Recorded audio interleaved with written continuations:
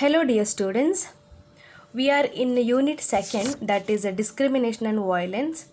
So, in our previous class, I was focusing on indicators of inequality. So, under that, we have many indicators of inequality.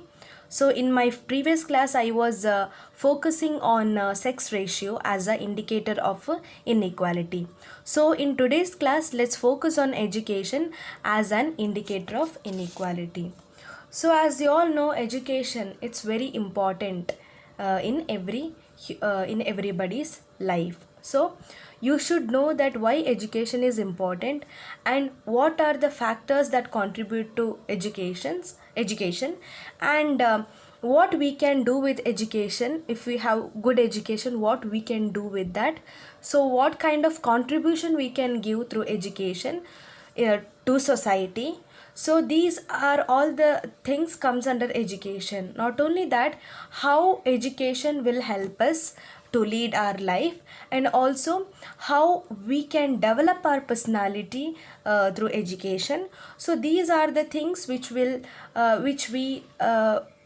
know of, we try to know while knowing the concept of education. Okay, so in this chapter we will be focusing on why this education as an indicator of inequality, like what is the nature of education as a indicator of inequality. Okay, so even we have discrimination, even we have you know um, ತಾರತಮ್ಯ ಏನು ಹೇಳ್ತೇವೋ, ಇವನ್ ಎಜುಕೇಷನಲ್ಲಿ ಸಹ ನಾವು ಕೆಲವೊಂದು ರೀತಿಯ ತಾರತಮ್ಯಗಳನ್ನು ಕಾಣಬಹುದು. So ಇಂತಹ ತಾರತಮ್ಯ ಅಥವಾ ಅಸಮಾನತೆಗಳು ನಾವು ಎಜುಕೇಷನ್ ಎಂಬ ಫ್ಯಾಕ್ಟರಿಗೆ ಬರುವಾಗ ಯಾವ ರೀತಿಯಲ್ಲಿ ಅದನ್ನು ಕಾಣಬಹುದು ಎಂಬುದನ್ನು ನಾವು ಇವತ್ತಿನ ಈ ತರಗತಿಯಲ್ಲಿ ಕಲಿತುಕೊಳ್ಳುವ. ಓಕೆ, ಸೊ ಎಸ್, ಎಜುಕೇಷನ್ ಯಾಕೆ important?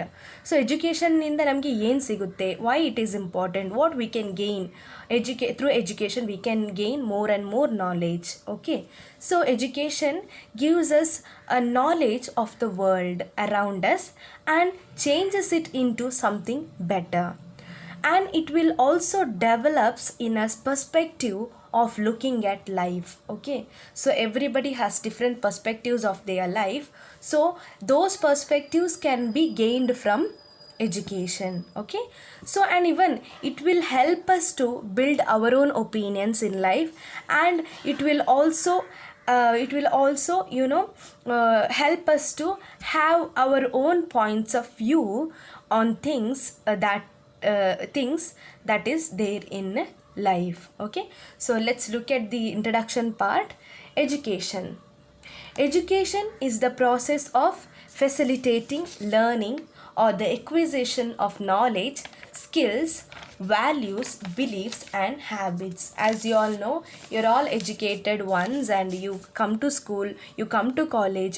First you go to school and then you come to college, and what are the things that you will study in school and colleges, and those things, how those things will help you to lead your education life, and after education what you can do with education. So these are the things comes under education. So this education is it is a process of facilitating learning or the acquisition of knowledge, skills, values, beliefs and habits. ಅಂದರೆ ಶಿಕ್ಷಣ ಎನ್ನುವಂಥದ್ದು ಕಲಿಕೆಯನ್ನು ಸುಗಮಗೊಳಿಸುವ ಪ್ರಕ್ರಿಯೆಯಾಗಿದ್ದು, ಇದು ಜ್ಞಾನ, ಕೌಶಲ್ಯ, ಮೌಲ್ಯಗಳು, ನಂಬಿಕೆಗಳು ಮತ್ತು ಅಭ್ಯಾಸಗಳನ್ನು ಸಂಪಾದಿಸುವುದನ್ನು ಸೂಚಿಸುತ್ತದೆ. Okay, so educational method include story telling, discussion, teaching, training and directed research. Okay, so this educational method include storytelling. You will in your smaller classes, even in your bigger classes, you will hear story by teachers, those stories which will help you to understand the values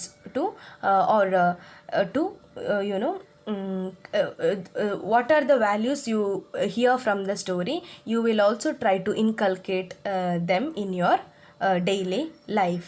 And discussion will also help you in educational method and even teaching, training, directed research. ಅಂದರೆ ಈ ಶಿಕ್ಷಣ ಅಥವಾ ಶೈಕ್ಷಣಿಕ ವಿಧಾನದಲ್ಲಿ ಕತೆ ಹೇಳುವಂಥದ್ದು, ಚರ್ಚಿಸುವುದು, ಬೋಧನೆ, ತರಬೇತಿ ಮತ್ತು ನಿರ್ದೇಶಿತ ಸಂಬೋಧನೆಗಳು ಸಹ ಸೇರಿವೆ. Education is not all about studying and getting good marks. This is the very important thing. You should know that education is not just about studying and getting good marks. It is really a means to discover new things which we don't know about and we try to increase our knowledge. ಅಂದರೆ ಈ ಶಿಕ್ಷಣ ಎನ್ನುವಂಥದ್ದು ಕೇವಲ ಅಧ್ಯಯನ ಮಾಡುವುದಾಗಲಿ ಅಥವಾ ಉತ್ತಮ ಅಂಕಗಳನ್ನು ಪಡೆಯುವುದಾಗಲಿ ಅಲ್ಲ, ಬದಲಿಗೆ ನಮಗೆ ತಿಳಿದಿಲ್ಲದ ಅಥವಾ ನಮಗೆ ತಿಳಿಯದಿರುವಂತಹ ಹೊಸ ಜ್ಞಾನವನ್ನು ಅಥವಾ ವಿಷಯವನ್ನು ಕಂಡುಹಿಡಿಯುವುದು ಮತ್ತು ಆ ಮೂಲಕ ನಮ್ಮ ಜ್ಞಾನವನ್ನು ಹೆಚ್ಚಿಸಲು ನಾವು ಒಂದು ಪ್ರಯತ್ನವನ್ನು ಪಡೆಯಲು ಈ ಶಿಕ್ಷಣ ಎನ್ನುವಂಥದ್ದು ನಮಗೆ ಇರುವಂತಹ ಉತ್ತಮವಾದ ಒಂದು ಸಾಧನ ಅಂತ ಹೇಳಬಹುದು. An educated person has the ability to differentiate between right and wrong or good and evil. ಅಂದರೆ ಈ ವಿದ್ಯಾವಂತ ವ್ಯಕ್ತಿ ಸರಿ ಮತ್ತು ತಪ್ಪು ಅಥವಾ ಒಳ್ಳೆಯದು ಮತ್ತು ಕೆಟ್ಟದ್ದನ್ನು ಪ್ರತ್ಯೇಕಿಸಿ ಅವುಗಳ ಒಂದು ಒಳ್ಳೆಯದು ಕೆಟ್ಟದು ಅಥವಾ ಸರಿ ತಪ್ಪುಗಳನ್ನು ಐಡೆಂಟಿಫೈ ಮಾಡುವಂತಹ ಸಾಮರ್ಥ್ಯವನ್ನು ಹೊಂದಿರುತ್ತಾನೆ. It is the foremost responsibility of a society to educate its citizens. Focus should be on women's. So it is the foremost responsibility of our society to educate its citizens. So it is the responsibility of our society which has to educate all its citizens. So the next is like main focus should be on women's education because the knowledge and empowerment of one woman can bring about a change in a family and even the society as a whole. ಅಂದರೆ ತನ್ನ ಸಮಾಜ ಏನು ಮಾಡಬೇಕಂದ್ರೆ ತನ್ನ ಎಲ್ಲ ನಾಗರಿಕರಿಗೆ ಶಿಕ್ಷಣವನ್ನು ನೀಡಬೇಕು. ಇದು ಸಮಾಜದೊಂದು ಪ್ರಮುಖ ಜವಾಬ್ದಾರಿಯಾಗಿದ್ದು ಅದರ ಜೊತೆಗೆ ಸಮಾಜದೊಂದು ಪ್ರಮುಖವಾದಂತಹ ಫೋಕಸ್ ಮಾಡುವಂತಹ ಏರಿಯಾ ಯಾವುದಂದರೆ ಮಹಿಳೆಯರ ಶಿಕ್ಷಣದತ್ತ ಗಮನವನ್ನು ಹರಿಸುವಂಥದ್ದು. ಈಗ ನಾವು ಒಬ್ಬ ಮಹಿಳೆಗೆ ಶಿಕ್ಷಣ ನೀಡಿದರೆ ಅದು ಆ ಮಹಿಳೆ ಒಂದು ಕುಟುಂಬದಲ್ಲಿ ಮತ್ತು ಒಟ್ಟಾರೆ ಸಮಾಜದಲ್ಲಿ ಎಲ್ಲರ ಒಂದು ಜ್ಞಾನ ಮತ್ತು ಸಬಲೀಕರಣವನ್ನು ಹೆಚ್ಚಿಸಿ ಸಮಾಜದೊಂದು ಬದಲಾವಣೆಯನ್ನು ತರಬಹುದು ಎಂಬುದನ್ನು ನಾವು ಈ ಪಾಯಿಂಟ್ ಮುಖಾಂತರ ತಿಳ್ಕೊಳ್ಬಹುದು. A person becomes perfect with education as he is not only gaining something from it but also contributing to the growth of a nation. ಅಂದರೆ ಇದು ಒಬ್ಬ ವ್ಯಕ್ತಿಯನ್ನು ಶಿಕ್ಷಣದಿಂದ ಪರಿಪೂರ್ಣನಾಗಲು ಸಹಾಯ ಮಾಡುವುದರ ಜೊತೆಗೆ ಮಾಡುವುದಲ್ಲದೆ ಮತ್ತು ಅವನು ಅದರಿಂದ ತನಗೆ ಬೇಕಾದ ಸಾಮರ್ಥ್ಯವನ್ನು ಹೆಚ್ಚಿಸುವಂಥದ್ದು ಜೊತೆಗೆ ರಾಷ್ಟ್ರದ ಬೆಳವಣಿಗೆಗೆ ಸಹಕರಿಸಲು ಸಹ ಆತನಿಗೆ ಶಿಕ್ಷಣ ಒಂದು ಸಹಕರಿಸುತ್ತದೆ ಎಂದು ಹೇಳಬಹುದು. ಸೊ ಈಗ ಮೀನಿಂಗ್ ನೋಡುವ. So education is the knowledge, skill and understanding that you get from attending a school, college or university. This is the field of study that deals mainly with methods of teaching and learning in schools. ಅಂದರೆ ಈ ಶಿಕ್ಷಣ ಎನ್ನುವಂಥದ್ದು ಶಾಲೆ, college ಅಥವಾ ವಿಶ್ವವಿದ್ಯಾನಿಲಯಕ್ಕೆ ಹಾಜರಾಗುವುದರಿಂದ ನೀವು ಪಡೆಯುವ ಜ್ಞಾನ, ಕೌಶಲ್ಯ ಮತ್ತು ತಿಳುವಳಿಕೆಯನ್ನು ಒಳಗೊಂಡಿದೆ. ಇದು ಮುಖ್ಯವಾಗಿ ಶಾಲೆಗಳಲ್ಲಿ ಬೋಧನೆ ಮತ್ತು ಕಲಿಕೆಯ ವಿಧಾನಗಳೊಂದಿಗೆ ವ್ಯವಹರಿಸುವ ಅಧ್ಯಯನ ಕ್ಷೇತ್ರವಾಗಿದೆ. ಇನ್ನು ಶಿಕ್ಷಣ ಎನ್ನುವಂಥದ್ದು ದೈನಂದಿನ ಜೀವನವನ್ನು ಈಗ next is like education is preparing a person to face every day life. ಅಂದರೆ ಈ ಶಿಕ್ಷಣ ಎನ್ನುವಂಥದ್ದು ಒಬ್ಬ ವ್ಯಕ್ತಿಗೆ ತನ್ನ ದಿನನಿತ್ಯದ ಜೀವನದಲ್ಲಿ ಬರುವಂಥ ಸವಾಲುಗಳನ್ನು ಅಥವಾ ಬರುವಂಥ ಪ್ರಾಬ್ಲಮ್ಸ್ಗಳನ್ನು ಫೇಸ್ ಮಾಡಲು ಸಹಾಯವನ್ನು ಮಾಡುತ್ತದೆ. Next we have definitions given by famous political thinkers. First we have Rabindranath Tagore. According to him, education enables the mind to find out ultimate truth, which gives us the wealth of inner light and love and gives significance to life. ಅಂದರೆ ಶಿಕ್ಷಣ ಎನ್ನುವಂಥದ್ದು ಮನಸ್ಸಿನಲ್ಲಿ ನಾವು ಸತ್ಯವನ್ನು ಕಂಡುಹಿಡಿಯಲು ಅನುವು ಮಾಡಿಕೊಡುತ್ತದೆ. ಅಷ್ಟೇ ಅಲ್ಲದೆ ಅದು ನಮಗೆ ನಮ್ಮಲ್ಲಿರುವ ಒಳಗಿರುವಂತಹ ಒಂದು ಆಂತರಿಕ ಬೆಳಕು ಮತ್ತು ಪ್ರೀತಿಯ ಒಂದು ಸಂಪತ್ತನ್ನು inner light and wealth of inner light ಆಂತರಿಕ ಒಂದು ನಮ್ಮ ಇನ್ನರ್ ಲೈಟ್ ಮತ್ತು ಲವ್ ಆ್ಯಂಡ್ ಅದು ನಮ್ಮ ಜೀವನಕ್ಕೆ ಒಂದು ಪ್ರಮುಖವಾಗಿ ಒಂದು ಪಾತ್ರವನ್ನು ನಿರ್ವಹಿಸುತ್ತದೆ. Education, it's difficult to translate everything in Kannada. So I'll try whatever is if it is necessary then there I will explain in Kannada. Okay. So education enables the mind to find out the ultimate truth, which gives us the wealth of inner light. So this education will help your mind to find out the ultimate truth, which gives you wealth of inner light, love, and even gives important or significance to your life. That means education is very important in your life. Okay. So according to Sri Aurobindo, he says that education which will offer the tools whereby one can live for the divine, ಅಂದರೆ ದೈವಿಕ, ಅಥವಾ for the country, ರಾಷ್ಟ್ರಕ್ಕಾಗಿ, for one self, ತಮಗಾಗಿ, for others, ಬೇರೆಯವರಿಗಾಗಿ. And this must be an ideal of every school which calls its national. So as a whole, education which will offer the tools whereby one can live for the divine, for the country, for oneself, and for others, this must be an ideal, or this must be the ideal of every school which calls itself as national. According to Socrates, Western political thinker, he says that education means the bringing out of the ideas of universal validity which are latent in the mind of every man. That means it is bringing out of the ideas of universal validity. As you all know, education is a continuing process, and it is the eternal process which will stay till your last. So it is the universal validity which are latent in the mind of every man. Okay. So the next one is important. What are the importance? First, avoiding societal embarrassment. So avoiding societal embarrassment, actually the societal segments were based more on your education than your economic worth. So just economically better off could afford better education too. So ಅಂದರೆ ನಿಮ್ಮ economically ಆರ್ಥಿಕವಾಗಿಯೂ ಮತ್ತು ನೀವು ಶೈಕ್ಷಣಿಕವಾಗಿಯೂ ಸದೃಢವಾಗಿರುವಂಥದ್ದು. Women were the aliens of the already alienated because they weren't seen as able to mingle in a society where reasoning happened. It is extremely important that you be at par with the knowledge database to be able to mingle in a certain societal setting without being made to feel embarrassed or an outcast. Education helps you to broaden that spectrum of knowledge and hold your own mind and reason. ಅಂದರೆ ಸಾಮಾಜಿಕ ಮುಜುಗರ ಏನಿದೆಯೋ ಅದನ್ನು ತಪ್ಪಿಸಲು ನಮಗೆ ಶಿಕ್ಷಣ help ಮಾಡುತ್ತೆ. ಸಾಮಾಜಿಕ ವಿಭಾಗಗಳು ಸಮಾಜದಲ್ಲಿರುವಂಥ ಸಾಮಾಜಿಕ ವಿಭಾಗಗಳು ಆರ್ಥಿಕ ಮೌಲ್ಯಕ್ಕಿಂತ ನಿಮ್ಮ ಶಿಕ್ಷಣದ ಮೇಲೆ ಹೆಚ್ಚು ಆಧಾರಿತವಾಗಿರುತ್ತವೆ. ಅದರಿಂದಾಗಿ ಶಿಕ್ಷಣ ಎನ್ನುವಂಥದ್ದು ಪ್ರತಿಯೊಬ್ಬ ವ್ಯಕ್ತಿಗೆ ಒಂದು ಇಂಪಾರ್ಟೆಂಟ್ ಆಗಿರುವಂತಹ ಒಂದು ಆಸ್ಪೆಕ್ಟ್ ಆಗಿದೆ. ಅಂದರೆ ನಿಮಗೆ ತಿಳಿದಿದೆಯೇ, ಲೈಕ್ ನಮಗೆ ತಿಳಿದಿರುವಂತೆ ಆರ್ಥಿಕವಾಗಿ ಉತ್ತಮವಾದದ್ದು, ಜೊತೆಗೆ ನಾವು ಈ ಶಿಕ್ಷಣ ಎನ್ನುವಂಥದ್ದನ್ನು ಸಹ ನಾವು ಪಡೆಯುವುದು ಅಷ್ಟೇ ಉತ್ತಮ.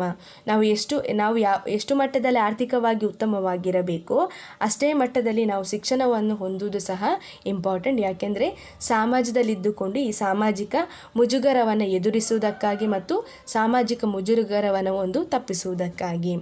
ಅಂದರೆ ಅನೇಕ ರೀತಿಗಳಲ್ಲಿ ಏನಾಗ್ತದೆ ಅಂದರೆ ಮಹಿಳೆಯರ ವಿಚಾರದಲ್ಲಿ ಬಂದಾಗ ಈ ತಾರ್ಕಿಕ ಸಮಾಜದಲ್ಲಿ ಏನಾಗ್ತದೆ ಅಂದರೆ ಮಹಿಳೆಯರಿಗೆ ಅನೇಕ ರೀತಿಯಲ್ಲಿ ಅಥವಾ ಎಲ್ಲ ವಿಚಾರಗಳಲ್ಲಿ ಬೆರೆಯಲು ಸಾಧ್ಯವಾಗದ ಕಾರಣ ಮಹಿಳೆಯರು ಈಗಾಗಲೇ ಅನೇಕ ರೀತಿಯಾದಂತಹ ಅವಕಾಶಗಳಿಂದ ವಂಚಿತರಾಗಿರುವುದನ್ನು ನಾವು ಕಾಣಬಹುದು. ಹಾಗಾಗಿ ಇಂತಹ ಮುಜುಗರ ಅಥವಾ ಬಹಿಷ್ಕಾರವನ್ನು ನಾವು ಮಹಿಳೆಯರು ಅನುಭವಿಸದೆ ಅಥವಾ ಈಗ ಇದು ಪುರುಷರಿಗೂ ಸಹ ಅನ್ವಯವಾಗುವಂತಿದ್ದರೆ ಇಂತಹ ಒಂದು ಸಮಾಜದಲ್ಲಿ ಏನಾದರೂ ಮುಜುಗರ ಅಥವಾ ಬಹಿಷ್ಕಾರವನ್ನು ನಾವು ಅನುಭವಿಸದೆ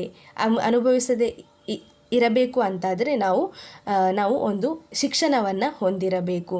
ಈ ಶಿಕ್ಷಣ ಇದ್ದರೆ ನಾವು ಸಮಾಜದಲ್ಲಿ ಯಾವುದೇ ರೀತಿಯಾದಂತಹ ಕಷ್ಟಗಳಾಗಿರಬಹುದು, ಸಮಸ್ಯೆಗಳನ್ನಾಗಿರ್ಬೋದು ಫೇಸ್ ಮಾಡ್ಬೋದು. ಸೊ ಈ ಒಂದು ನಿರ್ದಿಷ್ಟ ಸಾಮಾಜಿಕ ವ್ಯವಸ್ಥೆಯಲ್ಲಿ ಬೆರೆಯಲು ನಾವು ಸಮಾಜದಲ್ಲಿ ಜ್ಞಾನದತ್ತ ಸಂಚಯದೊಂದಿಗೆ ಸಮಾನವಾಗಿರುವುದು ಮುಖ್ಯವಾಗಿದೆ. ಹಾಗಾಗಿ ಈ ಜ್ಞಾನ ವರ್ಣಪಟಲವನ್ನು ನಾವು ವಿಸ್ತರಿಸಲು ಮತ್ತು ನಮ್ಮ ಸ್ವಂತ ಮನಸ್ಸು ಮತ್ತು ಆ ಮನಸ್ಸಲ್ಲಿ ನಮಗೆ ಆ ಮನಸ್ಸಿನ ಮುಖಾಂತರ ನಮ್ಮದೇ ಆದ ಓನ್ ಥಿಂಕಿಂಗ್ ಮೈಂಡ್, ನಮ್ಮದೇ ಆದ ಓನ್ ಥಿಂಕಿಂಗನ್ನು ಬೆಳೆಸಿಕೊಂಡು, ನಮ್ಮದೇ ಆದ ಸ್ವಂತ ಆಲೋಚನೆಯನ್ನು ಬೆಳೆಸಿಕೊಂಡು ನಾವು ಸಮಾಜದಲ್ಲಿ ನಮಗೆ ಇರುವಂತಹ ಮುಜುಗರವನ್ನು ತಪ್ಪಿಸಬೇಕು. ನಾವು ಫೇಸ್ ಮಾಡುವಂತಹ ಸವಾಲುಗಳನ್ನು ನಾವು ಎದುರಿಸಿ ಸಮಾಜದಲ್ಲಿ ಇರುವಂತಹ ಈ ಯಾವುದು ಸೊಸೈಟಲ್ ಎಂಬ್ಯಾರಸ್ಮೆಂಟ್ ಏನಿದೆಯೋ ಅದನ್ನು ಎದುರಿಸುವುದಷ್ಟೇ ಅಲ್ಲದೆ ಅದನ್ನು ತಪ್ಪಿಸಲು ನಮಗೆ ಶಿಕ್ಷಣ ಸಹಾಯ ಮಾಡುತ್ತದೆ. Next one, foregoing baseless superstitions. Are you aware that like most superstitions were followed still were a brainchild of the educated and had a scientific reason to support it? Ironic that superstitions today is deeply integrated in the culture of the uneducated. Why? Like because they never seem to reason why are they following a tradition blindly, and hence times changed, the scientific reason held no ground for superstitions to carry on, but those on whom it rested to forego had little ability to reason and let it go. You can never undermine the role of education in order to make a society free of baseless superstitions. ಅಂದರೆ ಈ ಆಧಾರರಹಿತ ಮೂಢನಂಬಿಕೆಗಳು ಇಂದಿಗೂ ಸಹ ಕೆಲವೊಂದು ಕಡೆ ಮುಂದುವರಿಯುತ್ತಿರುವುದನ್ನು ನಾವು ಗಮನಿಸ್ತೇವೆ. So ನಾವು ಇನ್ನು ಅಷ್ಟೇ ಅಲ್ಲದೆ ಕೆಲವೊಂದು ಸಾರಿ ನಾವು ಇನ್ನೂ ಸಹ ಇಂತಹ ಒಂದು ಮೂಢನಂಬಿಕೆಗಳನ್ನು ಅನುಸರಿಸುತ್ತಿರುವುದರಿಂದಾಗಿ ಈ ಮೂಢನಂಬಿಕೆಗಳಿಗೆ ವೈಜ್ಞಾನಿಕವಾದ ಕಾರಣವಿದೆ ಎಂಬುದನ್ನು ನಾವು ಶಿಕ್ಷಣದ ಮೂಲಕ ತಿಳಿದುಕೊಳ್ಳುವಂಥದ್ದು. ಇಂದು ಏನಾಗಿದೆ ಅಂದರೆ ಮೂಢನಂಬಿಕೆ ಎನ್ನುವಂಥದ್ದು ಈ ಅಶಿಕ್ಷಿತರ ಮೈಂಡಲ್ಲಿ, ಅಂದರೆ ಅವರ ಸಂಸ್ಕೃತಿಯಲ್ಲಿ ಆಳವಾಗಿ ಸಂಯೋಜಿಸಲ್ಪಟ್ಟಿದ್ದು ಇದು ಆಳವಾಗಿ ಸಂಯೋಜಿಸಲ್ಪಟ್ಟಿದ್ದು ಇದರಲ್ಲಿ ಏನಾಗಿದೆ ಅಂದರೆ ಅವರು ಈ ಮೂಢನಂಬಿಕೆಗಳನ್ನು ಅಥವಾ ಈ ಸಂಪ್ರದಾಯಗಳನ್ನು ಕುರುಡಾಗಿ ಯಾಕಾಗಿ ನಂಬುತ್ತಾರೆ ಎಂಬುದು ಅವರಿಗೆ ತಿಳಿದಿಲ್ಲ. ಸೊ ಇದನ್ನು ಮೂಢನಂಬಿಕೆಗಳನ್ನು ಅಥವಾ ಕುರುಡು ಸಂಪ್ರದಾಯಗಳನ್ನು ನಂಬುವುದು ಜೊತೆಗೆ ಅವರು ಏಕೆ ಅವುಗಳನ್ನು ಅನುಸರಿಸುತ್ತಿದ್ದಾರೆ ಎಂಬುದು ಅವರಿಗೆ ತಿಳಿದಿರುವುದಿಲ್ಲ. ಆದ್ದರಿಂದ ಸಮಯ ಬದಲಾಗಿದೆ. ನಾವು ವೈಜ್ಞಾನಿಕ ಕಾರಣದ ಜೊತೆಗೆ ಮೂಢನಂಬಿಕೆಗಳನ್ನು ಮುಂದುವರಿಸಲು ಯಾವುದೇ ಆಧಾರ ಹೊಂದಿಲ್ಲ. ಹಾಗಾಗಿ ಈ ರೀತಿಯಾದಂತಹ ಆಧಾರರಹಿತ ಮೂಢನಂಬಿಕೆಗಳಿಂದ ಮುಕ್ತವಾದ ಸಮಾಜವನ್ನು ಮಾಡಲು ನಮಗೆ ಶಿಕ್ಷಣ ಸಮಾಜದಲ್ಲಿ ಒಂದು ಪ್ರಮುಖ ಸಾಧನವಾಗಿ ಉಳಿದುಕೊಂಡಿರುವಂಥದ್ದನ್ನು ನಾವು ಗಮನಿಸಬಹುದು. And the next one, reasoning against the illogical, ಅಂದರೆ ತಾರ್ಕಿಕತೆ ವಿರುದ್ಧದ ತಾರ್ಕಿಕ ಕ್ರಿಯೆ. You would never believe anything without a reason. Okay, it's true that you would never believe anything without a reason if only you have a reason for it. Take for example the inability of uneducated farmers to examine and analyze the quality or fertility of soil for a particular harvest and later regret and believe that the rain gods were displeased with them. So they would spend more on rituals to please the rain God than they would to increase soil quality if only they knew. ಅಂದರೆ for example ಈಗ ತಾರ್ಕಿಕ ವಿರುದ್ಧ ತಾರ್ಕಿಕ ಕ್ರಿಯೆಯಲ್ಲಿ ನಾವೇನು ನೋಡೋದಾದರೆ ಇಲ್ಲೊಂದು ಉದಾಹರಣೆಯನ್ನು ನೀಡಲಾಗಿದೆ. ಅಂದರೆ ನಾವು ಈಗ ಕಾರಣವಿಲ್ಲದೆ ಏನನ್ನು ಸಹ ನಂಬುವುದಿಲ್ಲ, ಅದಕ್ಕೆ ಕಾರಣವಿದ್ದರೆ ಮಾತ್ರ ನಾವು ಅದನ್ನು ನಂಬುವಂಥದ್ದು.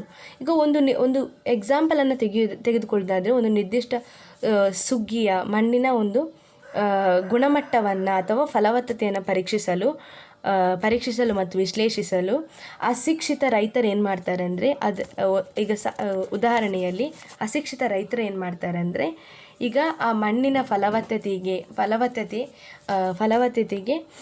ಒಂದು ಮಣ್ಣಿನ ಫಲವತ್ತತೆಗೆ ಕಾರಣವನ್ನು ಹುಡುಕುವುದಾದರೆ ಅವರ ಒಂದು ಸಾಂಪ್ರದಾಯಿಕ ಭಾವನೆಗಳಿಂದ ಅವುಗಳನ್ನು ಕಂಡುಹಿಡಿಯುವಂಥದ್ದು. ಅಂದರೆ ಈಗ ಅವರು ಈಗ ಮಣ್ಣಿನ ಫಲವತ್ತತೆ ಅಥವಾ ಮಣ್ಣಿನ ಫಲವತ್ತತೆಯನ್ನು ಕಂಡುಹಿಡಿಯಲು ಅವರು ಏನು ಮಾಡ್ತಾರೆ ಅಂದರೆ ಮಳೆಗೆ ಹೆಚ್ಚು ಡಿಪೆಂಡ್ ಆಗಿರೋದ್ರಿಂದ ಅವರು ಈಗ ಮಳೆ ದೇವರು ಏನಿರ್ತಾರೋ ಅವರು ತಮ್ಮ ಬಗ್ಗೆ ಅಸಮಾಧಾನ ಹೊಂದಿದ್ದಾರೆ ಎಂಬ ಒಂದು ನಂಬಿಕೆ ಭಾವನೆಯನ್ನು ಇಟ್ಟುಕೊಂಡು ಹಾಗಾಗಿ ಏನು ಮಾಡ್ತಾರೆ ಅಂದರೆ ಈ ಮಣ್ಣಿನ ಗುಣಮಟ್ಟವನ್ನು ಹೆಚ್ಚಿಸುವುದಕ್ಕಾಗಿ ಏನು ಮಾಡ್ತಾರೆ, ಮಳೆಯ ದೇವರೇನಿದ್ದಾರೋ ಅವರನ್ನು ಮೆಚ್ಚಿಸಲು ಅಥವಾ ಅವರಿಗೊಂದು ಸಮಾಧಾನ ಆಗಬೇಕಂತ ಹೇಳಿ ಅವರು ಅನೇಕ ರೀತಿಯ ಆಚರಣೆಗಳಿಗೆ ಮುಂದಾಗಿ ಅವುಗಳ ಮೇಲೆ ಅನೇಕ ರೀತಿಯಾದಂಥ ಖರ್ಚುಗಳನ್ನು ಮಾಡುವಂಥದ್ದು. ಸೊ ಈ ಒಂದು ಸಂಪ್ರದಾಯ ಏನಿದೆಯೋ ಅದು ಈಗ ಇದ್ದದಲ್ಲ, ಇನ್ನೂ ಸಹ ಈಗ ಇರುವುದರ ಜೊತೆಗೆ ಇದು ಹಿಂದಿನಿಂದಲೂ ಬೆಳೆದು ಬಂದಿರುವಂಥದ್ದು. ಅಂದರೆ ಅವರೇನು ಮಾಡ್ತಾರೆ ಅಂದರೆ ನಿಮಗೆ ಸೈಂಟಿಫಿಕ್ ರೀಸನ್ನ ಬದಲಾಗಿ ಸಾಂಪ್ರದಾಯಿಕವಾಗಿ ನಡೆದು ಬಂದಂತಹ ಕಟ್ಟುಪಾಡುಗಳಿರ್ಬೋದು ಅಥವಾ ಪದ್ಧತಿಗಳಿರ್ಬೋದು ಅವುಗಳ ಮೇಲೆ ಡಿಪೆಂಡ್ ಆಗಿರ್ತಾರೆ ಹೆಚ್ಚಾಗಿ. ಓಕೆ, ಕೀಪಿಂಗ್ ಅಪ್ ಎವಲ್ಯೂಷನ್ಸ್ ಅಂದರೆ you cannot keep up keeping up evolution says that you cannot keep up with evolutions unless you are aware of them. Awareness comes from where? Education. Imagine a world without WhatsApp. Was life really that hard before WhatsApp happened? Maybe not, but it certainly made life easier. This was only a grain of salt in what I would say in an ocean of evolutions, all in one way or the other made to simplify the life. ಅಂದರೆ ವಿಕಾಸಗಳೊಂದಿಗೆ ಮುಂದುವರಿಯುವಂಥದ್ದು. ಅಂದರೆ ನಿಮಗೆ ವಿಕಸನಗಳ ಬಗ್ಗೆ ಅರಿವಿಲ್ಲದೆ ಹೊರತು ನೀವು ಎವಲ್ಯೂಷನ್ಸ್ಗಳ ಬಗ್ಗೆ ಮುಂದುವರಿಯಲು ಸಾಧ್ಯವಿಲ್ಲ. ಈಗ ಈ ಎವಲ್ಯೂಷನ್ಸ್ಗಳ ಬಗ್ಗೆ ನೀವು ಯಾವ ರೀತಿ ತಿಳಿದುಕೊಳ್ಬಹುದು? ಅದು ಶಿಕ್ಷಣದಿಂದ. ಅಂದರೆ ಒಂದು ಕಾಲದಲ್ಲಿ ವಾಟ್ಸಪ್ ಇಲ್ಲದ ಜಗತ್ತನ್ನು ಕಲ್ಪಿಸಿಕೊಂಡ್ರೆ ವಾಟ್ಸಪ್ ಬರುವ ಮೊದಲು ಜೀವನವು ನಿಜವಾಗಿಯೂ ಇತ್ತೋ ಅಥವಾ ಇರಬಹುದು. ಆದರೆ ಇದು ಖಂಡಿತವಾಗಿ ಜೀವನವನ್ನು ಸುಲಭಗೊಳಿಸಿದೆ ಎಂದು ಹೇಳ್ಬೋದು. ಅಂದರೆ ವಾಟ್ಸಪ್ ಬರುವ ಮುಂಚೆಯೂ ಸಹ ತಮ್ಮ ಜೀವನ ಕಷ್ಟಕರವಾಗಿದೆಯೋ ಅಥವಾ ಇಲ್ಲದೇ ಇರಬಹುದು, ಆದರೆ ಇದು ಖಂಡಿತವಾಗಿ ಜೀವನವನ್ನು ಸುಲಭಗೊಳಿಸಿದೆ ಎಂದು ಹೇಳಬಹುದು. And the next one, exposure to the world, like it is remotely possible to know of all the other nations while remaining in your own. You would have to read and replace your understanding of the reading in the cultural and historical context of that nation in a particular period. You would know just about everything French, Roman and Greek, but you cannot be able to build your own understanding of their language, culture without simply terming them all as a foreign. ಅಂದರೆ ಈಗ ಬೇರೆ ಒಂದು ದೇಶಗಳ ಬಗ್ಗೆ ತಿಳಿದುಕೊಳ್ಳುವಂಥದ್ದು, ಅಂದರೆ ಜಗತ್ತಿನ ಬಗ್ಗೆ ತಿಳಿದುಕೊಳ್ಳುವಂಥದ್ದನ್ನು ಗಮನಿಸಿದಾಗ ನಿಮ್ಮದೇ ಆದ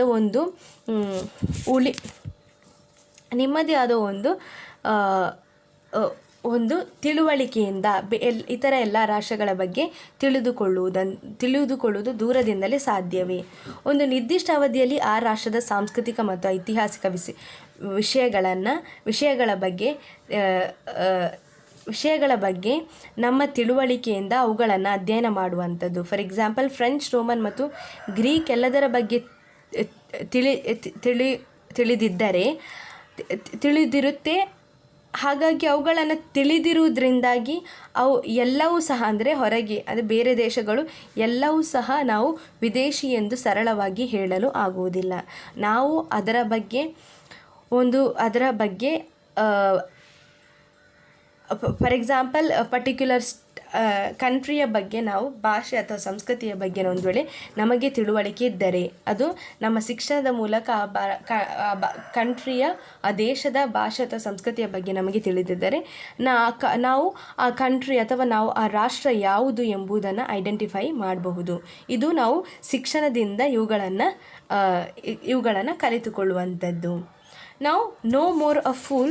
Next one, no more a fool, keeping your own mind. That means an educated person would listen to all and do what suits him best. ಅಂದರೆ ಎಜುಕೇಟೆಡ್ ಆಗಿರುವ ಪರ್ಸನ್ ಎಲ್ಲ ವಿಷಯಗಳನ್ನು ಕೇಳುವುದರ ಜೊತೆಗೆ ಆ ವ್ಯಕ್ತಿಗೆ ಯಾವುದು ಸೂಕ್ತವೆನಿಸುತ್ತದೆ ಅದನ್ನು ಮಾತ್ರ ಆ ವ್ಯಕ್ತಿಗೆ ತನಗೆ ಉತ್ತಮವಾದುದನ್ನು ಅಥವಾ ತನಗೆ ಸೂಕ್ತವಾದದ್ದನ್ನು ಮಾತ್ರ ತನ್ನಲ್ಲಿ ಅಳವಡಿಸಿಕೊಳ್ಳುವಂಥದ್ದು. It is highly impossible to fool educated person for it. Okay, as you all know, it is highly impossible. Educated ಆಗಿರೋ ಪರ್ಸನನ್ನು ನೀವು ಸುಲಭವಾಗಿ ಫೂಲ್ ಮಾಡಲು ಸಾಧ್ಯವಿಲ್ಲ. Okay, so it would take reasoning and logic. ಅಂದರೆ ಈಗ ಎಜುಕೇಟೆಡ್ ಪರ್ಸನನ್ನು ನೀವು ಫೂಲ್ ಮಾಡಬೇಕಂದ್ರೆ ಅದು ಒಂದು ತಾರ್ಕಿಕ ಅಥವಾ ತರ್ಕಬದ್ಧದ ಮೂಲಕ ಮಾತ್ರ ಅದನ್ನು ನೀವು ಫುಲ್ ಮಾಡಬಹುದು. Educations keep you from being trapped in advisories that are no more fruitful than digging your house for the pot full of gold. Okay, and the next one, a healthier lifestyle and living. Remember that the world before antibiotic happened or vaccines or sanitary napkins. Now place yourself where education is a luxury. Would you be aware of the medical or lifestyle finds which help direct and cure a disease? Are you aware that almost every person is allergic to 5 foods in his lifetime, which may cause into autoimmune disease? An educated person would know his life, live longer and healthier by resorting to healthier alternatives. ಅಂದರೆ ಈಗ ಆರೋಗ್ಯಕರ ಜೀವನ ಶೈಲಿಯನ್ನು ಮತ್ತು ಜೀವನ ವಿರೋಧಿ ಸಂಭವಿಸುವ ಮೊದಲು ಜಗತ್ತನ್ನು ನೆನಪಿಸಿಕೊಳ್ಳುವಾಗ ಅಥವಾ ಲಸಿಕೆಗಳು ಅಥವಾ ನೈರ್ಮಲ್ಯ ಕರವಸ್ತ್ರ ಬರುವುದಕ್ಕಿಂತ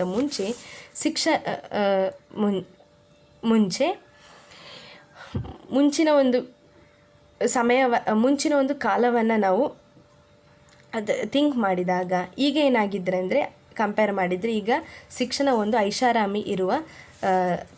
ಐಷಾರಾಮಿ ಆಗಿ ಹೋಗಿಬಿಟ್ಟಿದೆ. ಅಂದರೆ ತುಂಬ ನಿಮಗೆ ಶಿಕ್ಷಣದಿಂದ ಅನೇಕ ರೀತಿಯಾದಂತಹ ವಿಚಾರಗಳನ್ನು ತಿಳಿದುಕೊಳ್ಬಹುದು, ಪತ್ತೆ ಹಚ್ಚಬಹುದು. ಈ ರೀತಿಯೆಲ್ಲ ಈಗ ಇದೆ. ಓಕೆ, ಸೊ ಈಗ ಏನಾಗಿದೆ ಅಂದರೆ ರೋಗವನ್ನು ಪತ್ತೆ ಹಚ್ಚಲು ಮತ್ತು ಗುಣಪಡಿಸಲು ಸಹಾಯ ಮಾಡುವ ವೈದ್ಯಕೀಯ ಅಥವಾ ಜೀವನ ಶೈಲಿಯ ಸಂಶೋಧನೆಗಳ ಬಗ್ಗೆ ನಮಗೆ ತಿಳಿದಿದೆಯೇ? ಅಷ್ಟೇ ಅಲ್ಲದೆ ಪ್ರತಿಯೊಬ್ಬ ವ್ಯಕ್ತಿಯು ತನ್ನ ಜೀವಿತಾವಧಿಯಲ್ಲಿ ಯಾವ ರೀತಿಯ ಸಮಸ್ಯೆಗಳನ್ನು ಹೊಂದಿದ್ದಾನೆ ಮತ್ತು ಅದು ಸ್ವಯಂ ರೋಗ ನಿರೋಧಕ ಕಾಯಿಲೆಗಳಿಂದ ಕಾರಣವಾಗಬಹುದು ಎಂದು ನಮಗೆ ತಿಳಿದಿರುತ್ತದೆಯೋ ಎಂಬುದನ್ನು ವಿದ್ಯಾವಂತ ವ್ಯಕ್ತಿ ಏನು ಮಾಡ್ತಾನೆ, ತನಗೆ ಸೂಕ್ತವೆನಿಸಿದ ವೈದ್ಯಕೀಯ ಒಂದು ಚಿಕಿತ್ಸೆ ಅಥವಾ ವೈದ್ಯಕೀಯ ಒಂದು ಸೊಲ್ಯೂಷನ್ನ ಮುಖಾಂತರ ಅವುಗಳನ್ನು ತಿಳಿದುಕೊಳ್ಳುವ ಒಂದು ಪ್ರಯತ್ನವನ್ನು ಮಾಡುತ್ತಾನೆ.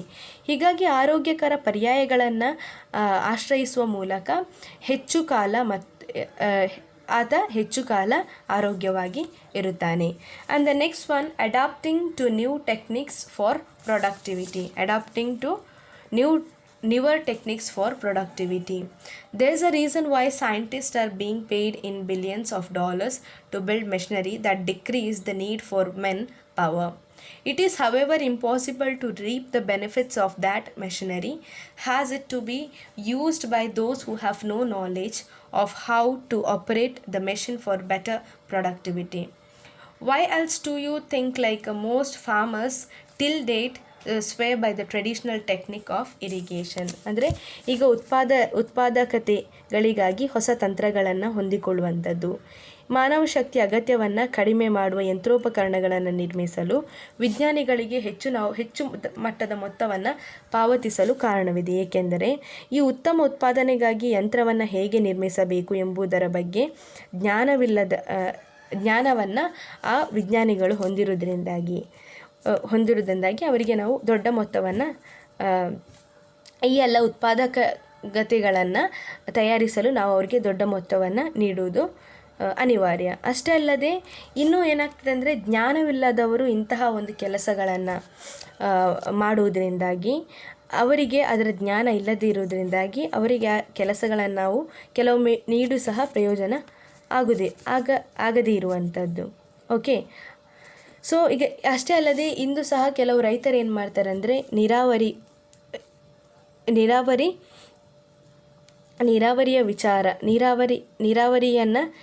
ನೀರಾವರಿಯನ್ನು ಹೆಚ್ಚು ಬಳಸಿಕೊಂಡು ಒಂದು ನೀರಾವರಿಯಲ್ಲಿ ಸಾಂಪ್ರದಾಯಿಕತೆಯನ್ನು ಹೆಚ್ಚು ಬಳಸಿಕೊಂಡು ಸಾಂಪ್ರದಾಯಿಕತೆಯ ತಂತ್ರವನ್ನು ಹೆಚ್ಚು ಅವಲಂಬಿಸಿರುತ್ತಾರೆ. ಓಕೆ, ಅಂದರೆ ಅವರು ಒಂದು ಟೆಕ್ನಾಲಜಿ ಅಂದರೆ ಡೆವಲಪ್ ಆದ ಟೆಕ್ನಾಲಜಿಯ ಮೇಲೆ ಅಷ್ಟೊಂದು ಡಿಪೆಂಡ್ ಆಗದೆ ಸಾಂಪ್ರದಾಯಿಕವಾಗಿ ಬಳಸಿಕೊಂಡು ಬಂದಂತಹ ತಂತ್ರಗಳ ಮೇಲೆ ಅವರು ಹೆಚ್ಚು ಡಿಪೆಂಡ್ ಆಗಿರುವಂಥದ್ದು.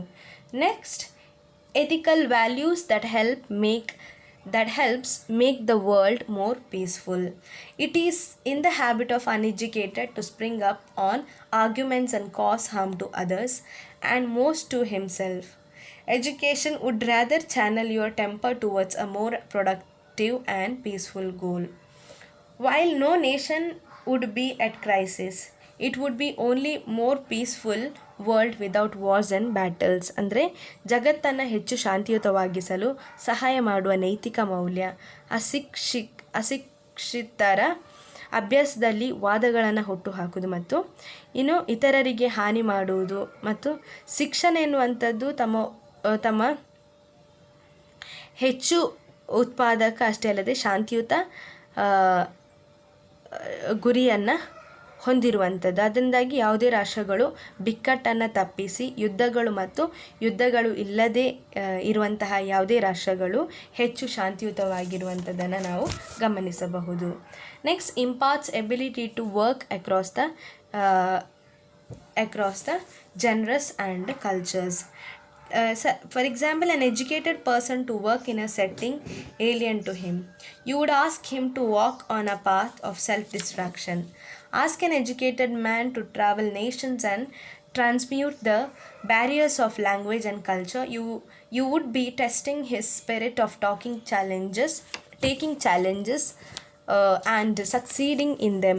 So the difference here has not to be of intellectual capacity, but it takes more self-confidence than knowledge to not be intimidated by challenge life throws on you. That means ಈಗ ಅನೇಕ ರೀತಿಯ ಪ್ರಕಾರಗಳು ಮತ್ತು ಸಂಸ್ಕೃತಿಗಳಾದ್ಯಂತ ಕೆಲಸ ಮಾಡುವ ಸಾಮರ್ಥ್ಯವನ್ನು ಹೊಂದಿರುವಂಥವನು ಒಂದು ಕಡೆ, ಇನ್ನೊಂದು ಕಡೆ ಅಶಿಕ್ಷಿತ ವ್ಯಕ್ತಿ ಅವನಿಗೆ ಅನ್ಯಲೋಕದ ನೆಲೆಯಲ್ಲಿ ಕೆಲಸ ಮಾಡಲು ಹೇಳಿದಾಗ ನೀವು ಅವನನ್ನು ಸ್ವಯಂ ವಿನಾಶದ ಹಾದಿಯಲ್ಲಿ ಅದು ಕರೆದುಕೊಂಡು ಹೋದಂತೆ. ಈಗ ಶಿಕ್ಷಿತ ಮತ್ತು ಅಶಿಕ್ಷಿತ ವ್ಯಕ್ತಿಯ ನಡುವೆ ಬಹಳ ದೊಡ್ಡ ಮಟ್ಟದ ವ್ಯತ್ಯಾಸಗಳನ್ನು ನಾವು ಕಾಣಬಹುದು. ಈಗ ಶಿಕ್ಷಿತ ವ್ಯಕ್ತಿಯಲ್ಲಿ ಒಂದು ಕಾರ್ಯವನ್ನು ಅಥವಾ ಒಂದು ವಿಚಾರಗಳನ್ನು ತಿಳಿದುಕೊಂಡು ಹೇಳುವಾಗ ಅವನು ಆ ವಿಚಾರಗಳನ್ನು ತಿಳಿದುಕೊಳ್ಳುವ ವಿಚಾರವು ಬೇರೆ ಆಗಿರುತ್ತವೆ, ದಾರಿ ಬೇರೆ ಆಗಿರುತ್ತವೆ. ಇನ್ನು ಅಶಿಕ್ಷಿತ ವ್ಯಕ್ತಿಯಲ್ಲಿ ಒಂದು ವಿಚಾರವನ್ನು ಎಂದು ಹೇಳಿದಾಗ ಆ ವಿಚಾರಗಳನ್ನು ತಿಳಿದುಕೊಳ್ಳುವಲ್ಲಿ ಆರಿಸುವ ದಾರಿಯೇ ಬೇರೆ ಆಗಿರುತ್ತದೆ. ಸೊ ಇವೆರಡರ ಮಧ್ಯೆ ಅನೇಕ ರೀತಿಯಾದಂಥ ವ್ಯತ್ಯಾಸಗಳು ಇರುವಂಥದ್ದು. ಹಾಗಾಗಿ ರಾಷ್ಟ್ರಗಳನ್ನು ಪ್ರಯಾಣಿಸಲು ಭಾಷೆ ಸಂಸ್ಕೃತಿಯ ಅಡೆತಡೆಗಳನ್ನು ಪರಿವರ್ತಿಸಲು ವಿದ್ಯಾವಂತ ಮನುಷ್ಯನಲ್ಲಿ ಕೇಳಿದಾಗ ನೀವು ಏನಾಗ್ತದೆ ಅಂದರೆ ಸವಾಲುಗಳನ್ನು ತೆಗೆದುಕೊಳ್ಳುವ ಜೊತೆಗೆ ಅವನನ್ನು ಪರೀಕ್ಷಿಸುವಂಥದ್ದು, ಯಾವ ಮಟ್ಟದಲ್ಲಿ ಆ ಒಂದು ವಿಚಾರಗಳನ್ನು ತಿಳಿದುಕೊಳ್ಳಬಹುದು ಎಂಬುದನ್ನು ಪರೀಕ್ಷಿಸುವಂಥದ್ದು. ಸೊ ಇಲ್ಲಿರುವ ವ್ಯತ್ಯಾಸ ಪರಸ್ಪರ ಸಾಮರ್ಥ್ಯದ ಮೇಲೆ ಅದು ಹೊಂದಿರಬೇಕಾಗಿಲ್ಲ, ಆದರೆ ಜೀವನವು ನಿಮ್ಮ ಮೇಲೆ ಒಡ್ಡುವಂಥ ಸವಾಲುಗಳಿಂದ ಭಯಭೀತರಾಗದಿರಲು ಜ್ಞಾನಕ್ಕಿಂತ ಹೆಚ್ಚು ಆತ್ಮವಿಶ್ವಾಸವನ್ನು ತೆಗೆದುಕೊಳ್ಳುತ್ತದೆ ಎಂಬುದನ್ನು ಹೇಳುವಂಥದ್ದು. ಇನ್ನು ಈ ಆತ್ಮವಿಶ್ವಾಸವನ್ನು ನಾವು ಶಿಕ್ಷಣದಿಂದ ಬೆಳೆಸಿಕೊಳ್ಳುವಂಥದ್ದು ಅಥವಾ ಪಡೆಯುವಂಥದ್ದು. Okay, so these are the importance of education. Next, let's understand or let's consider education as an indicator of inequality. Okay, so education is an important variable factor in understanding the status of women as well as inequality between men and women. It is one of the basic activities of people in all human societies. In all modern societies, education has become the most important criterion of assessing the social status of the individuals. In such societies, the educational system provides people with qualifications and aspirations to meet society's occupational needs. ಅಂದರೆ ಈಗ ಈ ಶಿಕ್ಷಣ ಎನ್ನುವಂಥದ್ದು important variable ಯಾವುದರಲ್ಲಿ ಅಂದರೆ ಮಹಿಳೆಯರ ಒಂದು ಸ್ಥಾನಮಾನವನ್ನು ತಿಳಿದುಕೊಳ್ಳುವಲ್ಲಿ ಶಿಕ್ಷಣ ಎನ್ನುವಂಥದ್ದು ಇಂಪಾರ್ಟೆಂಟ್ ವೇರಿಯೇಬಲ್ ಆಗಿದೆ. ಅಷ್ಟೇ ಅಲ್ಲದೆ ಇದು ಶಿಕ್ಷಣದಲ್ಲಿ ಯಾವ ರೀತಿಯ ತಾರತಮ್ಯ ಇದೆ ಅಥವಾ ಯಾವ ರೀತಿಯ ಅಸಮಾನತೆ ಇದೆ ಹೆಣ್ಣು ಮತ್ತು ಗಂಡು ಅಥವಾ ಪುರುಷ ಮತ್ತು ಮಹಿಳೆಯರ ನಡುವೆ ಶಿಕ್ಷಣವನ್ನು ಗಮನಿಸಿದಾಗ ಈ ಶಿಕ್ಷಣದಲ್ಲಿ ಹೆಣ್ಣು ಮತ್ತು ಗಂಡುಗಳ ನಡುವೆ ಯಾವ ರೀತಿಯ ತಾರತಮ್ಯ ಇದೆ ಎಂಬುದನ್ನು ನಾವು ತಿಳಿದುಕೊಳ್ಳುವಂಥದ್ದು. It is one of the basic activities of people in all human societies. So in all modern societies education has become most important criterion. ಅಂದರೆ ಎಲ್ಲ ಸಮಾಜಗಳಲ್ಲಿ ಎಜುಕೇಷನ್ ಎನ್ನುವಂಥದ್ದು ಇಂಪಾರ್ಟೆಂಟ್ ಪ್ರಮುಖವಾದ ಒಂದು ಕ್ರೈಟೀರಿಯನ್ ಆಗಿ ಅಂದರೆ ಒಂದು ಅಸೆಸ್ ಮಾಡಲಿಕ್ಕೆ ಎಜುಕೇಷನನ್ನು ಸಮಾಜದಲ್ಲಿ ಸಾಮಾಜಿಕ ಸ್ಥಾನಮಾನವನ್ನು ತಿಳಿಯಲು, ಸಮಾಜದಲ್ಲಿ ಪ್ರತಿಯೊಬ್ಬರ ಸಾಮಾಜಿಕ ಸ್ಥಾನಮಾನವನ್ನು ತಿಳಿಯಲು ಶಿಕ್ಷಣ ಎನ್ನುವಂಥದ್ದು ಒಂದು ಪ್ರಮುಖ ಕ್ರೈಟೀರಿಯಾ ಆಗಿ ಕಾರ್ಯನಿರ್ವಹಿಸುತ್ತದೆ. Once again I would like to say that sentence like ಸಮಾಜದಲ್ಲಿ ಪ್ರತಿಯೊಬ್ಬ ವ್ಯಕ್ತಿಯ ಸ್ಥಾನಮಾನವನ್ನು ತಿಳಿದುಕೊಳ್ಳಲು ಅಥವಾ ಪ್ರತಿಯೊಬ್ಬ ವ್ಯಕ್ತಿಯ ಸ್ಥಾನಮಾನವನ್ನು ಅಸೆಸ್ ಮಾಡಲು ಶಿಕ್ಷಣವನ್ನು ಒಂದು ಪ್ರಮುಖ ಕ್ರೈಟೀರಿಯಾವಾಗಿ ತೆಗೆದುಕೊಳ್ಳಬಹುದು. In such societies the educational system provides people with qualifications and aspirations to meet societies. ಅಂದರೆ ಅಂತಹ ಸಮಾಜಗಳಲ್ಲಿ ಶೈಕ್ಷಣಿಕ ವಿಧಾನವು ಪ್ರತಿಯೊಬ್ಬ ವ್ಯಕ್ತಿಗೂ ಕ್ವಾಲಿಫಿಕೇಷನ್ಸ್ ಮತ್ತು ಆಸ್ಪಿರೇಷನ್ಸ್ಗಳನ್ನು ನೀಡುವ ಮುಖಾಂತರ ಅವರು ಸಮಾಜದಲ್ಲಿನ ಆಕ್ಯುಪೇಷನಲ್ ನೀಡಿಗೆ ಸಂಬಂಧಿಸಿ ಅಂದರೆ ಆಕ್ಯುಪೇಷನಲ್ ನೀಡಿಗೆ ಏನು ಹೇಳ್ತೇವೆ ನಾವು ಹೊಂದಿಕೊಂಡು ಇರುವಂತೆ ಸಹಾಯವನ್ನು ಮಾಡುತ್ತದೆ. Okay, so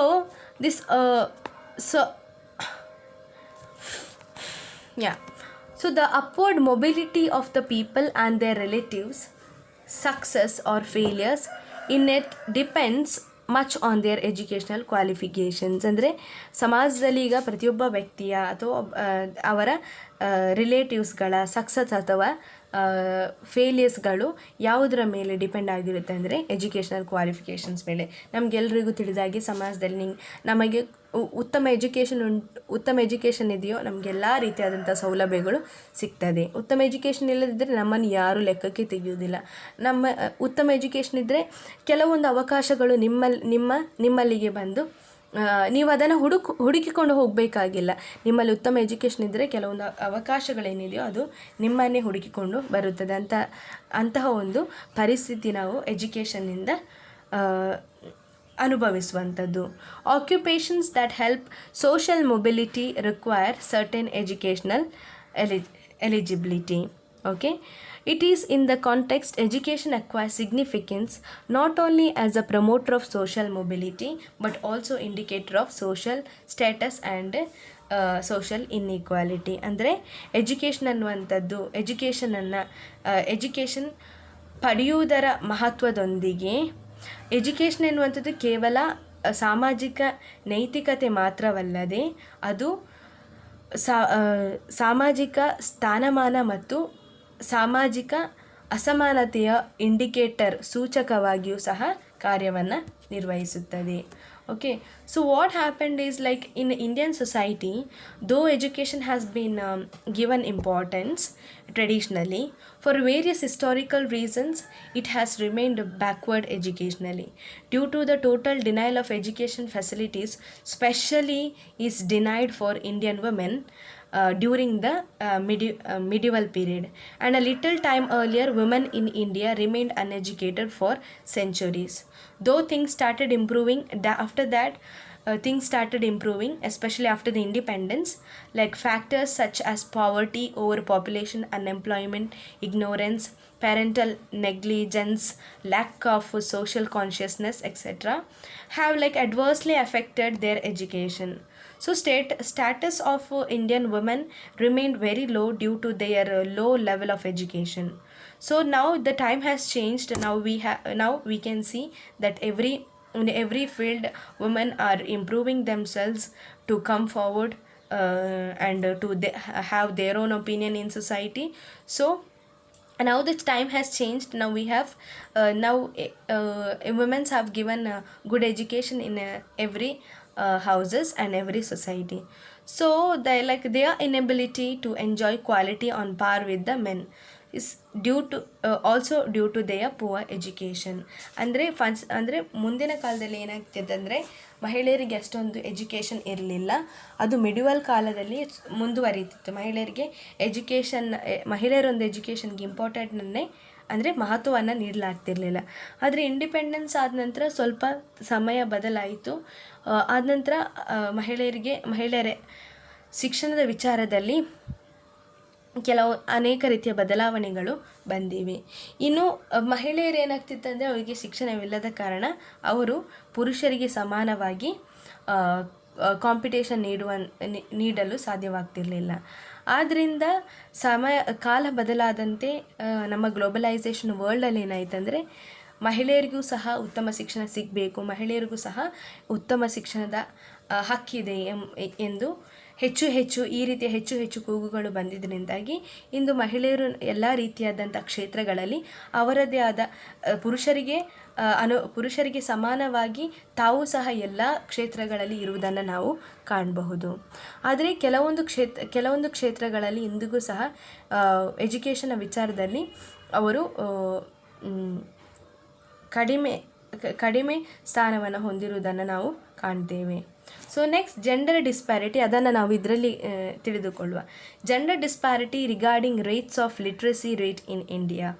The education level of people has no doubt started improving, as I mentioned in the previous slide. Like it started improving, especially after independence. But this improvement is not uniform. Throughout all over the world, literacy rates for women are lower than compared to males. This is actually the tendency, like the literacy rates for women are lower than compared to men. Okay, that means women literacy ರೇಟಲ್ಲಿ ಮಹಿಳೆಯರ ಒಂದು ಅನುಪಾತ ಏನಿದೆಯೋ ಅದು ಪುರುಷರಿಗಿಂತ ಕಡಿಮೆ ಇರುವುದನ್ನು ನಾವು ಕಾಣಬಹುದು. ಈಗ ಇಂತಹ disparity between males and females is much sharper in India. Women who constitute around 50% of the population have been neglected educationally for a long time. That is why there is literacy level remain very low as just 65.46% in 2011 because of their poor literacy. Indian women are not able to enter the income fetching sectors in large numbers as employees. Next we can see, as per 2011 census, literacy rate of women in India is 65.46%. Among states like Kerala has the highest female literacy rate of 92%, and in Rajasthan it has the lowest female literacy rate of 52.70%. Among union territories, Lakshadweep has the highest female literacy, which is about 88.2%, and Dadra and Nagar Haveli has the lowest female literacy rate of 65.9%. So female literacy, if we look at the female literacy rate in Karnataka, which is about 68.1, still has to be increased. Okay. So the next the problem of dropout of children. The problem of dropout of children. It is true that during the recent years, the number of schools and the number of students studying in both have increased tremendously. At the same time, our attempts to make the children studying without discounting or dropping out have not been successful. A very high number of students drop out of the schools in the middle of their studies for reasons of their own. Available statistics shows that the percentage of such dropouts was high as 38% to 41 in 1996. So according to the Human Resource Development Ministry, in 1997-98, around 38.23% of the boys and 41.34 of the 4% of girls left school system before reaching 5th standard. By the time remaining children reach the stage of 8th standard, more than half, that means 54.14% 14% drop out. Of these dropouts, 50.72% are boys and 58.61% are girls. Still, the number of girls are more than boys. Thus, of the total number of dropout of children, girls outnumbers boys in a relatively large in a size. Okay. So next is the changing scenario. What is happening in a changing scenario? Education is the great evaluator of social status. It is for this reason most of the social reformers laid emphasis on education of women. Okay, so as you all know, like it is the greatest evaluator of social status, and it is for this reason, like most of the social reformers laid emphasis on the education of women. During the recent years, that is especially after 1970s, there is an awakening among Indian women regarding their education. The central and state government also started showing concern in promoting the educational interest of women. Those women who were fortunate enough to avail of the new educational opportunities also proved their efficiency by outsmarting men in terms of their performance in college and university examinations. Fortunately, this trend continues with relatively great enthusiasm and vigor even today. Women have started joining prestigious professional courses like engineering, medical, MBA, MCA, MSW, MSc, MA, MCom, CA, etc. And their qualitative performances are also impressive and promising. Women with such high educational background are bound to secure a respectable status in the society. ಅಂದರೆ first ಏನಾಗ್ತಿದೆ ಅಂದರೆ ಮಹಿಳೆಯರ ಶಿಕ್ಷಣ ಅಥವಾ ಹೆಣ್ಣು ಮಕ್ಕಳ ಶಿಕ್ಷಣಕ್ಕೆ ಅಷ್ಟೊಂದು ಇಂಪಾರ್ಟೆಂಟನ್ನು ನೀಡಲಾಗ್ತಿರಲಿಲ್ಲ. ಈಗ ಕಾಲ ಬದಲಾದಂತೆ ಏನಾಗಿದೆ ಅಂದರೆ ಮಹಿಳೆಯರ ಶಿಕ್ಷಣ ಅಥವಾ ಹೆಣ್ಣು ಮಕ್ಕಳಿಗೆ ಹೆಣ್ಣು ಮಕ್ಕಳ ಒಂದು ಶಿಕ್ಷಣಕ್ಕೆ ಅತ್ಯಂತ ಒಂದು ಮಹತ್ವ ದೊರೆಯುತ್ತಿರುವುದರಿಂದಾಗಿ ಈ ಎಲ್ಲ ಮಹತ್ವಗಳು ನಮಗೆ ದೊರೆಯುತ್ತಿರುವುದು ಹೇಗೆ ಅಂದರೆ ಹಿಂದೆ ನಡೆದಂತಹ ಅನೇಕ ರೀತಿಯ ಮೂವ್ಮೆಂಟ್ಸ್ಗಳಾಗಿರಬಹುದು, ಹಿಂದೆ ಇದ್ದಂಥ ಅನೇಕ ರೀತಿಯಾದಂಥ ಚಿಂತಕರುಗಳು ಹೆಣ್ಣು ಮಕ್ಕಳ ಶಿಕ್ಷಣಕ್ಕೆ ಅನೇಕ ರೀತಿಯಾದಂತಹ ಕೊಡುಗೆಗಳನ್ನು ನೀಡುವ ಮುಖಾಂತರ ಅನೇಕ ಚಳುವಳಿಗಳನ್ನು ನಡೆಸಿದ್ದು ಸಹ ಉಂಟು. ಈ ರೀತಿಯ ಚಳುವಳಿಗಳು ತಮ್ಮ ಮೇಲೆ ಪ್ರಭಾವ ಬೀರಿ ಏನಾಗಿದೆ ಅಂದರೆ ಸಮಾಜ ಬದಲಾಗಿ ಮಹಿಳೆಯರು ಸಹ ಸಮಾಜದಲ್ಲಿ ಉತ್ತಮ ಶಿಕ್ಷಣವನ್ನು ಪಡೆಯಬೇಕು, ಹೆಣ್ಣು ಮಕ್ಕಳು ಸಹ ಸಮಾಜದಲ್ಲಿ ಉತ್ತಮ ಶಿಕ್ಷಣವನ್ನು ಹೊಂದಬೇಕು ಎನ್ನುವ ಸಲುವಾಗಿ ಕಾಲ ಬದಲಾದಂತೆ ಏನಾಗಿದೆ ಅಂದರೆ ಹೆಣ್ಣು ಮಕ್ಕಳ ಶಿಕ್ಷಣಕ್ಕೆ ಒಂದು ದೊಡ್ಡ ಮಟ್ಟದ ಪ್ರಾಶಸ್ತ್ಯವನ್ನು ನೀಡಲಾಗಿದೆ. ಈ ದೊಡ್ಡ ಮಟ್ಟದ ಪ್ರಾಶಸ್ತ್ಯವನ್ನು ನೀಡಲಾಗಿದ್ದು after 1970s. You can see the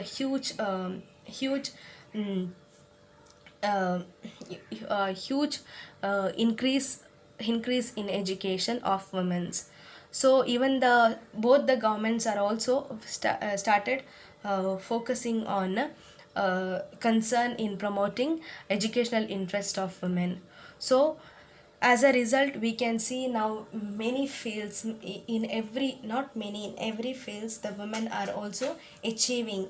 They are also achieving, and they are also started to achieve more and more, so that they can also have equal opportunities in society.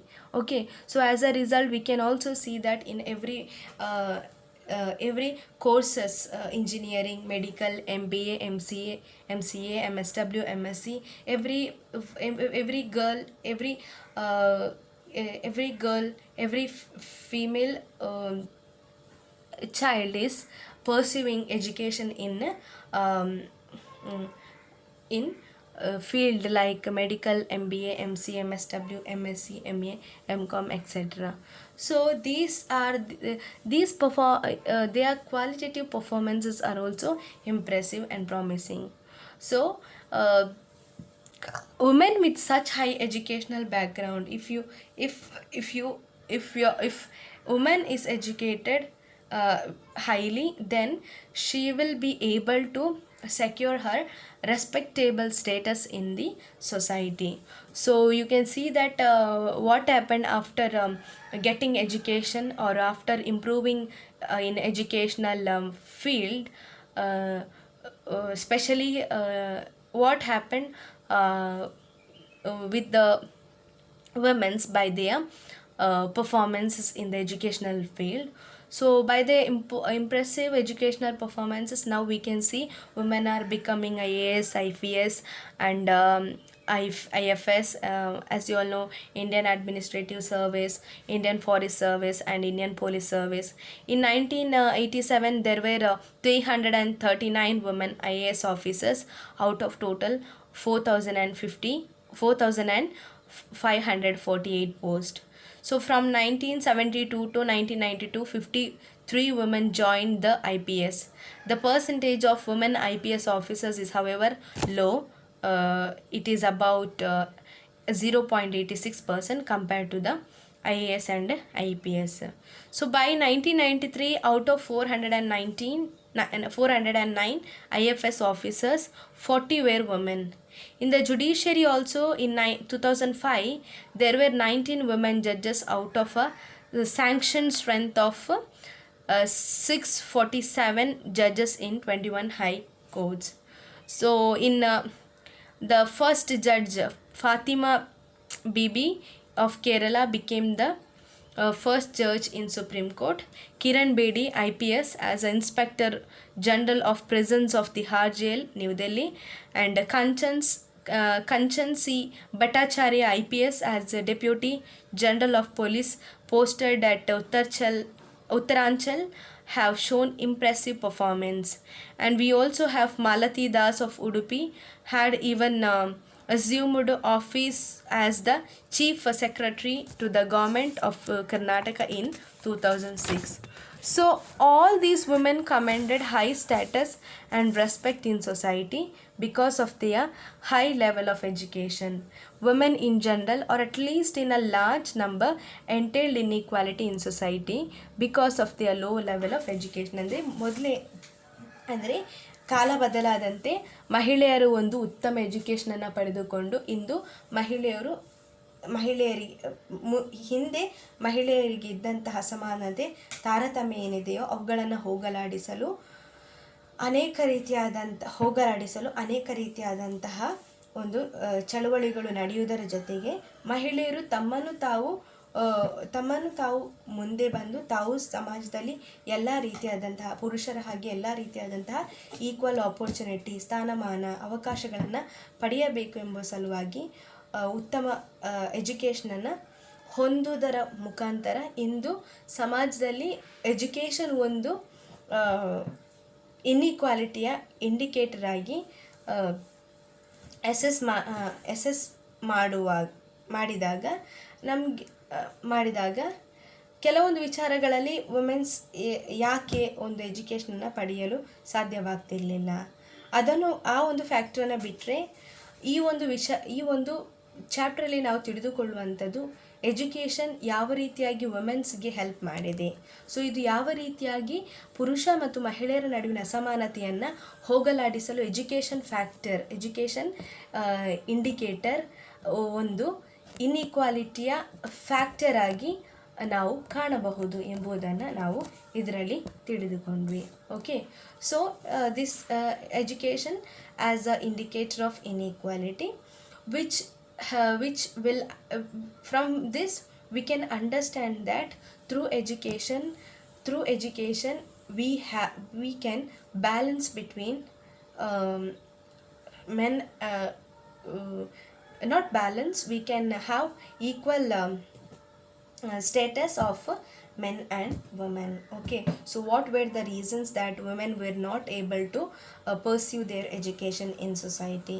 So what happened after the movements which has taken in 19 before 1970s, and what happened after 1970s? What are the contributions, what are the developments especially in women's status? So after the education of once the education got education given to every females or every girl child, what were the developments we can see in society? So these are the things we have studied under education as a indicator of inequality. Okay.